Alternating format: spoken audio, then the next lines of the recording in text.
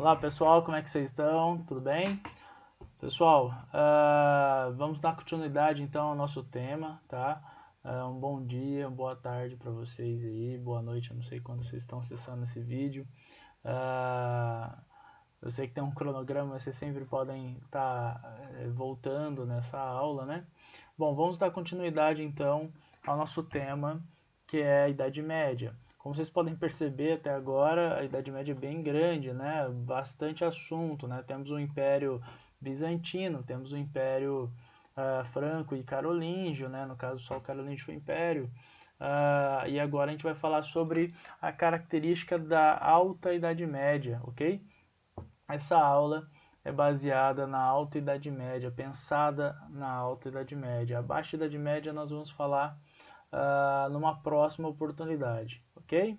Pessoal, então vamos lá. Tem três coisas importantes para a gente trabalhar aqui nessa aula, ok? É a herança, as heranças que vão fazer, aí temos aí uma condição de fusão dessas culturas. Eu já trabalhei elas com vocês na aula anterior, que é de Francos e Império Carolíngio. A gente vai passar de novo, beleza? Economia, tá? E sociedade. São esses três pilares aqui que vão ser bastante importantes para nós, tá bom? Então vamos ao primeiro aqui, pessoal. Heranças. Dentro das heranças, pessoal, nós vamos ter as heranças bárbaras, tá? Que é de fragmentação política, não se esqueçam disso, tá? A agricultura de subsistência, ou seja, produziam para sua própria sobrevivência, o comércio era reduzido, então a característica das heranças bárbaras, né, do povo bárbaro, era de economia de agricultura de subsistência. A relação de comitatus, né, já falei bastante para vocês, suzerania e vassalagem, ainda destaque para essa frase, o vassalo do meu vassalo não é meu vassalo, eu vou explicar para vocês por quê, prestem bastante atenção.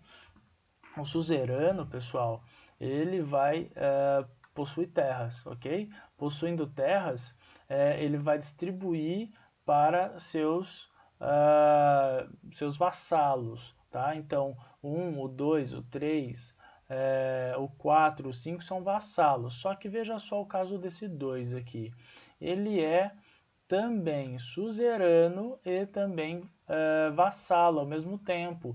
Esses caras aqui, ó, o 2A, o 2B e o 2C devem lealdade a quem? Ao 2.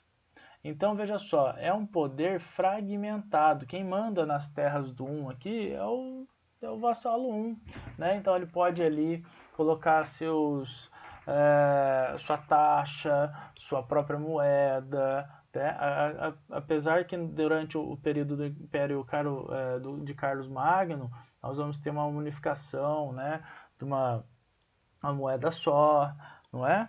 Então, assim, mas a lei varia de acordo com cada feudo, muda-se as taxas, muda-se as regras, então tudo isso é muito complicado, o rei perde poder. Como vocês vão perceber, o rei ele vai ser enfraquecido, quem vai ganhar mais poder nessa brincadeira toda vai ser a Igreja Católica, eu vou falar com vocês para vocês logo depois. Então, o rei, galera, olha aqui, ó, embaixo do meu rosto está escrito aqui, ó, rei que reinava, mas não governava, tá? Todos eram nobres, os suzeranos concediam a terra, os vassalos tinham a terra concedida, maior quantidade de feudos, então maior número de nobres, possuidores de terras e maior número de vassalos. Outra coisa aqui, pessoal, é importante a gente pensar de que quanto mais vassalos tiverem e quantidade de terra for dividida, a quantidade de terra vai determinar o poder desse vassalo. Então tem uma hierarquia de comando, aí, uma hierarquia de poder dentro dos próprios nobres. Então existem os nobres, inclusive, que são os nobres despossuídos, tá? Que vamos falar sobre eles durante as cruzadas. Então veja só, os nobres, eles são nobres, nascidos de famílias nobres, porém não têm terra, eles não terão terra. porque a divisão e fica sempre com o primogênito, o herdeiro e tal, a terra, esses caras vão acabar ficando sem, só devendo aí lealdade aos outros nobres, suzerano. Então ele sempre vai buscar um cara para quem ele vai obedecer, vai comandar seu exército, vai ajudar no seu exército, tá? Então é bacana aí. Fica a dica de uma série, galera, muito, muito, muito famosa, que é a Game of Thrones. Tem também os Vikings, tá? Bacana essas duas séries. Vão mostrar essa ideia de nobre, de rebaixamento. Então tem terras, quem tem mais terras tem mais poder e tal. Ok? Pessoal, olha uma questãozinha da Unesp de 2013. Servir, isso aqui é um texto retirado da Sociedade Feudal de Mark Bloch, tá? Servir, ou como também se dizia, auxiliar, proteger, era nestes termos tão simples que os textos mais antigos resumiam as obrigações recíprocas do fiel armado e do seu chefe. Okay? O mais importante dos deveres que na sociedade feudal o vassalo tinha em relação ao seu senhor era o respeito à hierarquia e a unicidade de homenagens, que determinava que cada vassalo só podia ter um senhor. Cada vassalo só poderia ter um senhor. Vamos continuar. O auxílio na guerra, participando pessoalmente, montado e armado nas ações militares desenvolvidas pelo senhor. Galera, quando eu falei para vocês na outra aula sobre a cultura do povo franco, eu falei que existia um ritual, né, de dever, e a grande função do grupo nobre, né, era a guerra, né? Então, o auxílio na guerra, quando esse cara precisar, o rei, no caso o suzerano, chamará o vassalo, tá? A proteção policial das aldeias e cidades existentes ao redor do castelo do seu senhor. A participação nos torneios e festejos locais, sem que o vassalo jamais levantasse suas armas contra seu senhor. A servidão trabalhando no cultivo das terras, imagina, né? Pessoal, a grande função, o mais importante dos deveres era o auxílio na guerra, ok? Então, alternativa B. Pessoal, heranças romanas, já disse isso para vocês, língua, o latim, tá? A Igreja Católica vai usar muito dessa língua aqui, tá? Principalmente na escrita, porque ao escrever em latim, você se torna primeiro diferenciado em relação aos outros, né? Porque temos os francos falando francês, temos os germânicos falando alemão, temos vários dialetos bárbaros, várias línguas, tá? Só que a língua latina, né? O latim, a escrita latim, ela meio que unifica todos, porque a igreja está em todo lugar,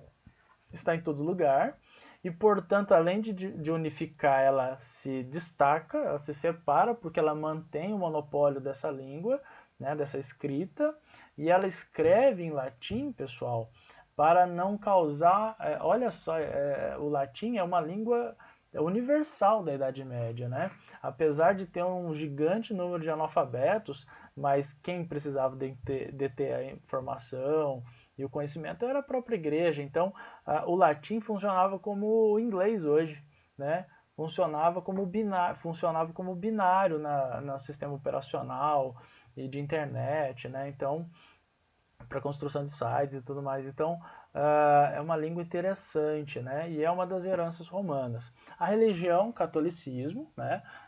Isso vai unificar os povos. Não se esqueça do Clovis, né? Neto de Carlos Martel, se tornando católico, né? Recebendo aí o batismo.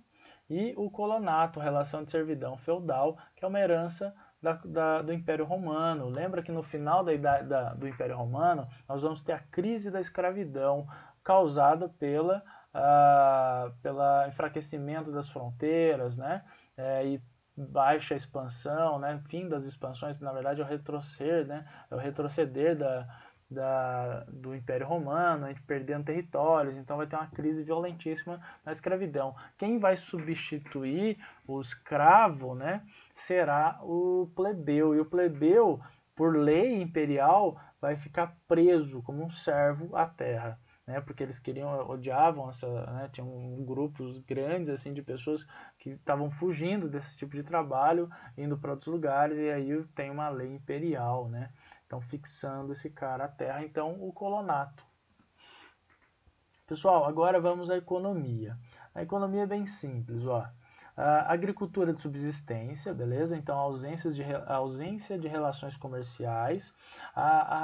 O comércio, pessoal, nós vamos ter é uma atividade secundária aqui, ó. É uma atividade secundária. Não é que não tenha comércio, tem, só que é baseado em trocas de mercadorias, tá? Não é como hoje, como toda a nossa vida, todo o nosso cotidiano e hábito é relacionado a tipo de comércio, ok? Eu estou falando com vocês através de um computador que eu precisei comprar, não é? Eu estou utilizando gadgets aqui, estou utilizando mouse, estou usando o meu celular para ver o cronômetro aqui da aula, para não ficar muito grande, estou usando iluminação, estou usando um monte de coisa. Eu me alimentei hoje, comprei, passei, então tudo isso que eu fiz foi estabelecido uma troca comercial. Então é pungente hoje, né? O capitalismo baseado em troca comercial. Nessa época, pessoal, a economia é de subsistência, né? A agricultura é de subsistência. Então a troca comercial ela é secundária, ela é a mínima, tá? Economia amonetária, está vendo que está entre aspas? É porque tem um uso restrito de moedas. Em alguns feudos terão moedas, outros nem terão. Cada feudo terá uma moeda, então é tão complicado e essa situação de moeda e uso de moeda na Alta Idade Média que a gente vai ter um uso restrito dela, então é mais trocas comerciais, né? Mais trocas de produto. Então, olha lá, o feudo será uma unidade produtiva que vai tentar a autossuficiência. Ela não é autossuficiente, nenhum pedaço de chão é autossuficiente. Né? O Brasil não é autossuficiente em todos os recursos agrícolas que nós usamos. Somos quase autossuficientes. O Brasil tem propriedades na terra e fertilidade assim, fantástica. Mas Cuba, por exemplo, ilhas, né? Países onde são climas temperados, eles não têm condições, como é o da Europa medieval, não tem condições de produzir tudo aquilo que eles precisam, né? Então eles vão tentar a autossuficiência. Então olha lá, comércio, atividade secundária, ausência de centralidade política. É secundária porque não tem uma unidade política, não tem um centro político onde direcione taxas específicas, né? Impostos específicos, o uso de moeda e inflação igual, né? Tudo muito regrado, bonitinho, orientado, tem um protocolo bonitinho. Então veja só, se não tem essa unidade política, o comércio ele perde sua força, tá bom? Pessoal, para ilustrar melhor nosso feudo, né? O pessoal, embaixo do meu rosto aqui no cantinho vai estar escrito assim, Manso Serenhal, tá? E pastos, bem baixinho assim. A gente vai ter o castelo aqui, nós vamos ter os bosques. Geralmente os bosques eram proibidos para os plebeus, para os servos, né? Para os camponeses, eles não poderiam acessar. Tem alguns tipos de caça que eles não poderiam comer, acabar caçando, né? Então, bem restrito algumas coisas aí. Nós vamos ter o moinho, onde aqui essa instalação é utilizada pelos camponeses, pelos servos, tá? Forno, outra instalação utilizada. Igreja, né? Um espaço comum para todos. O cemitério, que sempre fica muito próximo da igreja. Na cidade de vocês, de Araxá, aqui de Uberaba, também tinham sempre perto de igrejas o cemitério, né? Hoje tem leis específicas para cemitério, né? onde vai ficar, como é que vai ser o aterro e tudo mais.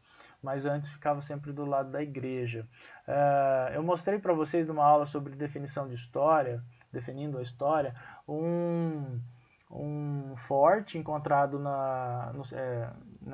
esse século, né, no século XXI, 2009, no Rio de Janeiro, um forte do século XVI, que tinha um cemitério, porque tinha uma igreja logo embaixo, tá? Então, essa relação mesmo, tá?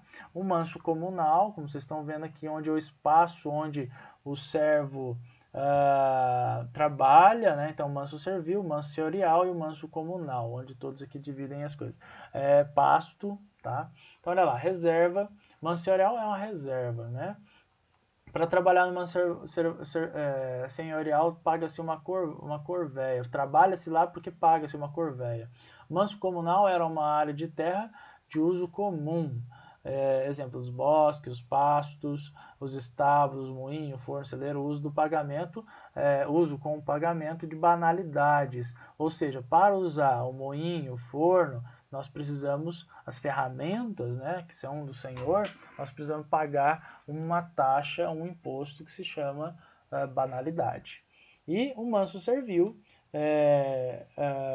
que é um pequeno lote explorado pelo servo, tá? Um pequeno lote de terra para ele tirar o sustento dele, geralmente ele paga os impostos aí com isso daí. Que para uso do servo se paga a talha, tá bom? Vamos à sociedade, pessoal. A sociedade é mais complexa, vai ter bastante coisa falando sobre a igreja, tá? Então a gente vai começar discutindo essa ideia de estamental. Classificamos como estamental, na verdade, quem produziu essa ideia foi Max Weber, né, um baita de um sociólogo, estudioso. A sociedade estamental, ela é uma sociedade dividida através do direito de nascimento, né? Basicamente, pelo direito de nascimento e uma orientação bem religiosa dessa questão. Sem mobilidade social. Tomem cuidado com esse sem mobilidade social. Existe mobilidade social, só que é tão pouca que a gente considera sem mobilidade social. Então você fala assim, rico virava pobre, pobre virava rico na sociedade feudal? Não ficava. Podia ter mudanças dentro de cada um dos estados. Então o cara é nobre e ele acaba ficando um nobre empobrecido, ou se despossuído, sem terra. Temos um clero, ele era baixo clero e vira alto clero. Nós temos nessas duas classes, né, nesses dois estamentos, me desculpem, nesses dois estamentos, uma mudança maior, né, apesar de ser um número bem restrito de nobres e membros do clero, nós vamos ter uma mudança, uma mobilidade, uma certa mobilidade, mas é muito pequena. Entre os servos, amigão, não tem, né? Bom, 3 divisões básicas, né? Temos aí o clero, que tem a função intelectual. O clero, pessoal, é o grupo político, econômico e cultural dominante, tá? A própria estrutura social de clero, nobreza e servos foi instituída por um pensamento religioso, por uma proposta religiosa. Não se esqueçam do Santo Agostinho, quando ele vai falar naquele livro dele, A Cidade de Deus, a ordem da Cidade de Deus, né?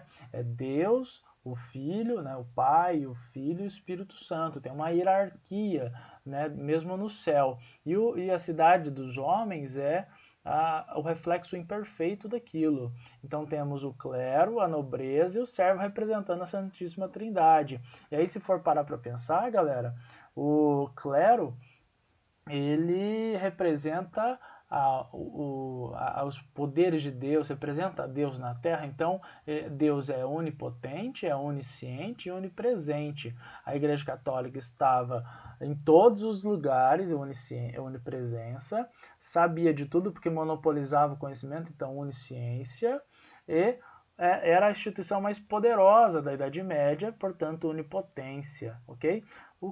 O filho morre pela humanidade, né, se sacrifica, e aí essa função da nobreza, ser nobre fazer pelos outros, né? Então, morrer pelos outros, um critério, uma característica de nobreza, né? Então, função militar são os belatores, e a palavra belatores vem, origina, né? Dá essa origem à palavra bélico, tá? Oratória, aqueles que oram, aqueles que falam, de oratória, os que mandam, os que orientam. E os servos, função produtiva, função de trabalho, labor, laboratório, labor, trabalho, lavoura, tá? Então não se esqueçam disso, tem três divisões básicas aqui, os oratórios, os belatórios e os laboratórios. Relação de servidão, tá? O servo, galera, ele é servo, nessa condição de servo, ele paga os impostos trabalhando. As obrigações, né, obrigações pelos servos e seus subalternos, em troca do uso da terra e proteção militar. Então, a relação de servidão é estabelecida com pagamento de impostos em troca do uso da terra e a proteção militar, ok? Pessoal, relação de servidão. Pagamento em forma de obrigação pelos servos em troca do uso da terra, né, de proteção. Tipos de obrigação: corveia, tá? Trabalho no manso senhorial. Talha, trabalho em troca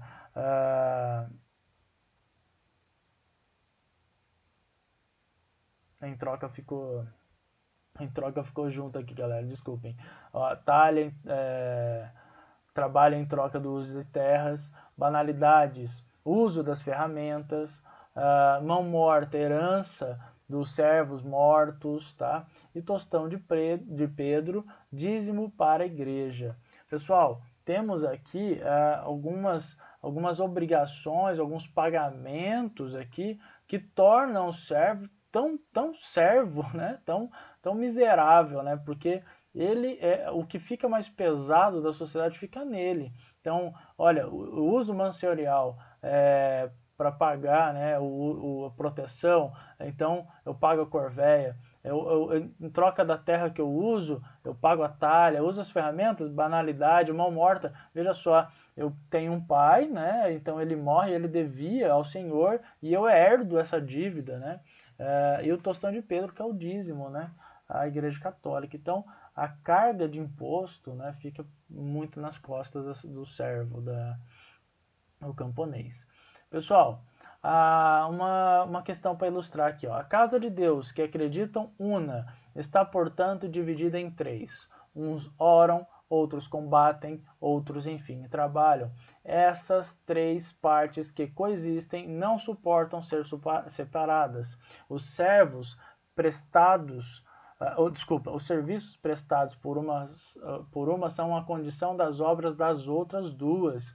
Cada uma, por sua vez, encarrega-se de aliviar o conjunto. Assim, a lei pode triunfar e o mundo gozar da paz. Pessoal, essa ideia trazida por Spinoza, Aldebaran de Laon, esse texto, né, vai dizer que essa sociedade, inclusive é bastante importante a gente falar sobre isso, porque essa sociedade ela se entende como um conjunto, ela se entende como um coletivo, tá? Nós vamos ter uma percepção no Renascimento de individualismo, onde a pessoa ela faz as coisas para ela, né? Quer viver a vida dela. Agora, na Idade Média, na Alta Idade Média, o coletivo, eu trabalho pela sociedade, eu combato, luto pela sociedade, eu oro pela sociedade, então existe um conjunto muito coeso aí, tá? Bom, a ideologia apresentada por Aldebaran de Laon foi produzida durante a Idade Média. Um objetivo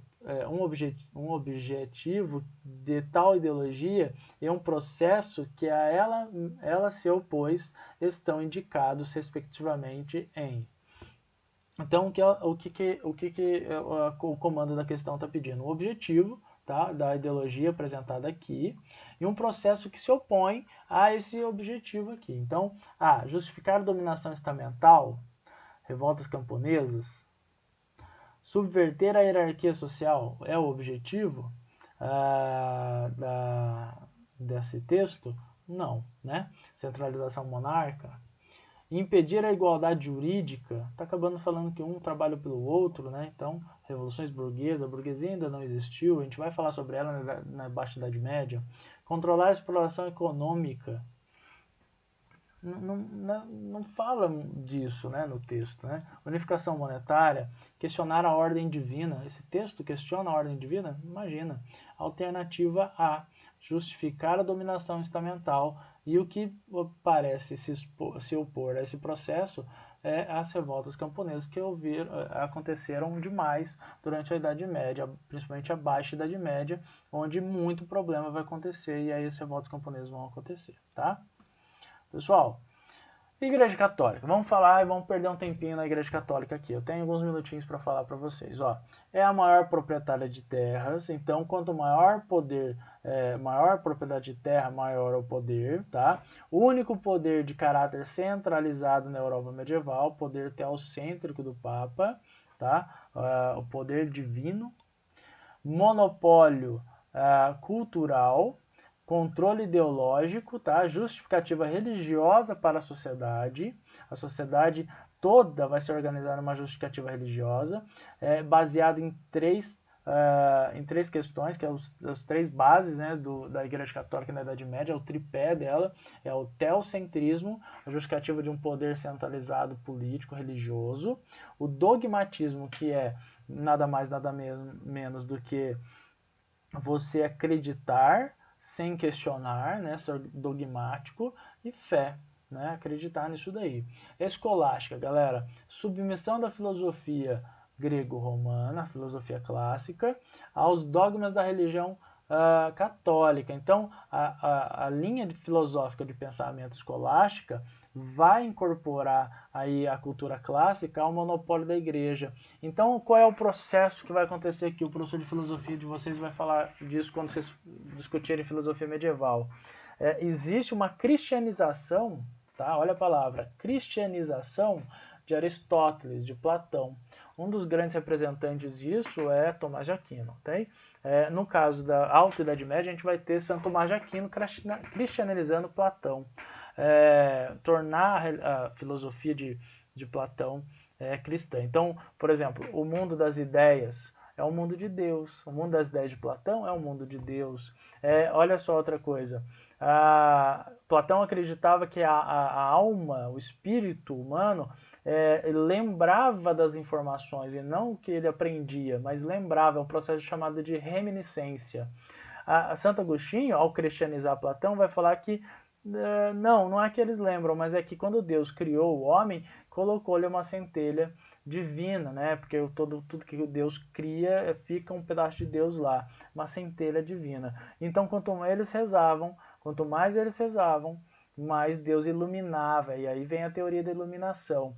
Mais Deus iluminava este ser, e aí mais conhecimento ele teria, tá? Então, uma pessoa que tem muito conhecimento na Idade Média, né, Santo Agostinho, e aí vem depois, lá, séculos depois, Tomás de Aquino, são pessoas iluminadas por Deus. Continuando aqui, galera, tradução, monopólio na tradução e interpretação das obras, tá? A Igreja Católica vai manter isso. Nós vamos ter um controle rígido, né, para quem lê e quem não lê. Tem uma obra maravilhosa, pessoal, chamado Queijo e os Vermes, do Carlos Ginzburg, professor de história, um historiador fantástico, que inventou uma nova linha de história, que é a microhistória. E o que ele vai fazer? Ele vai fazer o seguinte: ele vai pegar um cara na Idade Média e ele vai estudar o caso dele, a Inquisição desse processo. Porque a Inquisição, galera, a Inquisição Católica vai querer saber sobre a interpretação que esse cara teve, né, o Menóquio teve, sobre a Bíblia, porque esse cara era autodidata, ele aprendeu a ler sozinho, e aí ele começou a ler a Bíblia, ele tinha uma interpretação diferente da Bíblia, ele falava que a Bíblia, olha só, que Deus era o queijo e os anjos eram os vermes, cara, olha que loucura, e aí ele falava isso para todo mundo, tá? Ele entendeu dessa forma. E o que a igreja fez? Ele passou por 2 processos inquisitoriais, tá? E ele foi punido no primeiro, foi punido no segundo, foi punido no primeiro, no segundo ele foi morto, tá? Então nesse processo aí. Então veja só, tem um monopólio da tradução e interpretação da Bíblia. A igreja era um espaço de conhecimento e educação do povo, uso das imagens para ensinar.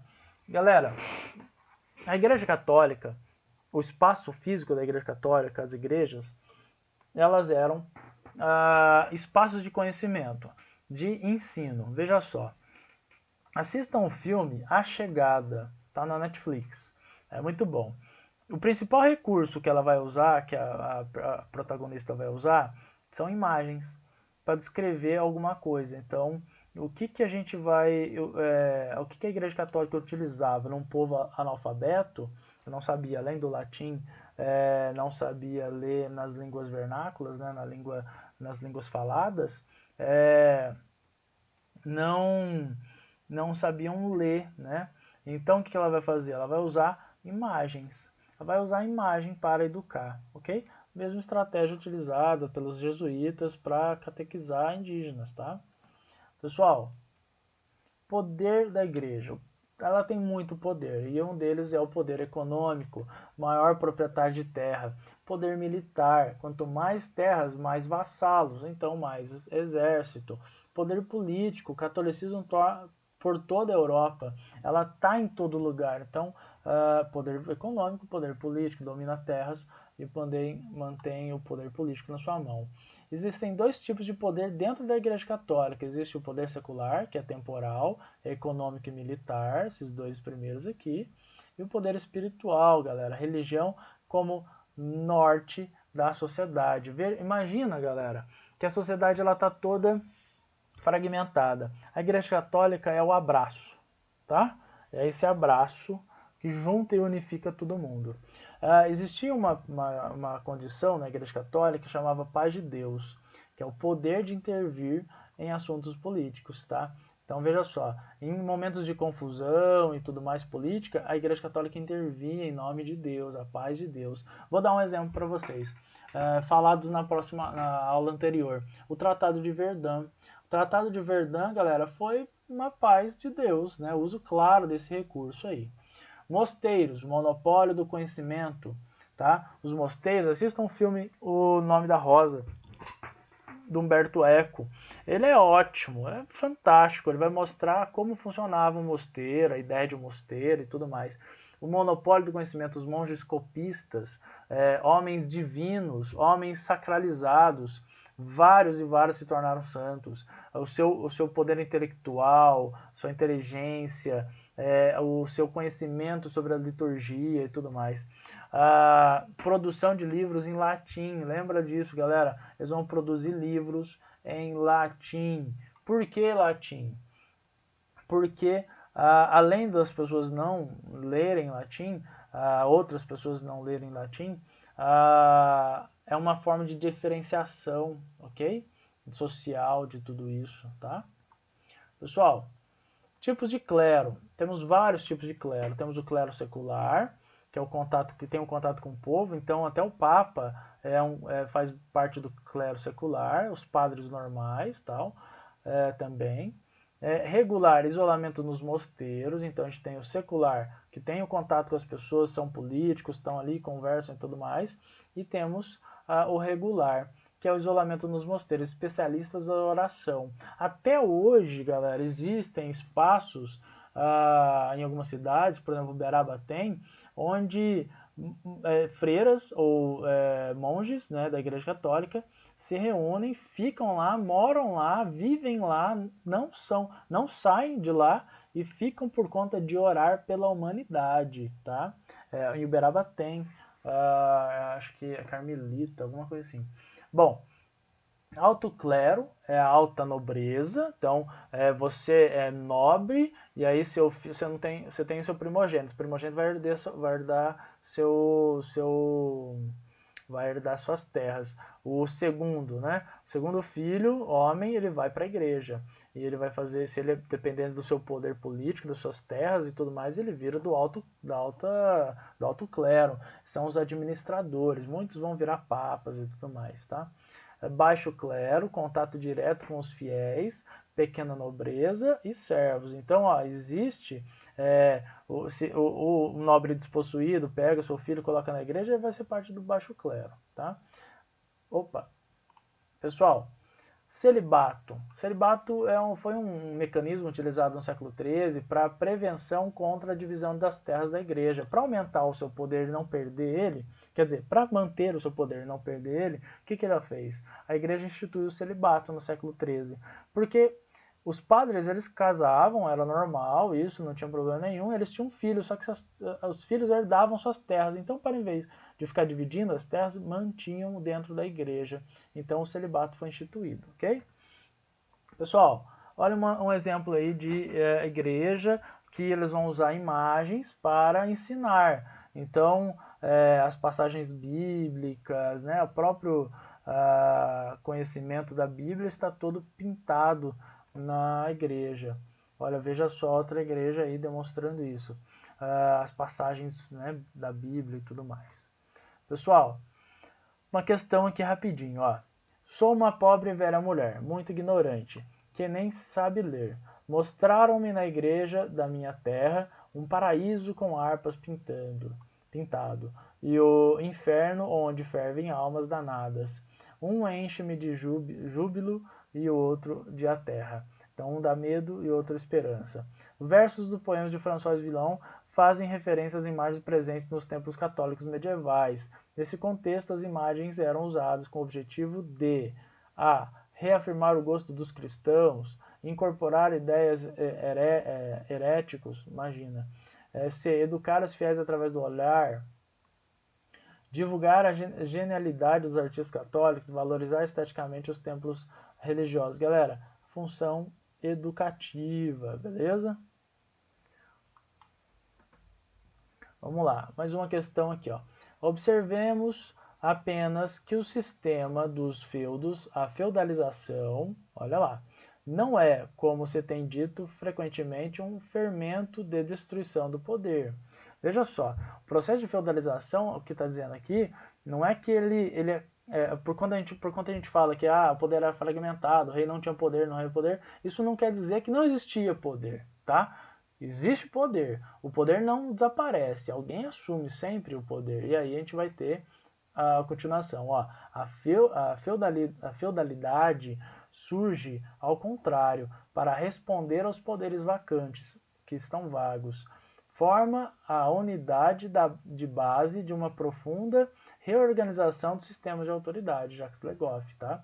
Pessoal, segundo o texto, o sistema de feudos representa a unificação nacional e assegura a imediata centralização do poder político, unificação nacional. É muito confuso essa alternativa, porque unidade nacional é complicado. Na Europa feudal,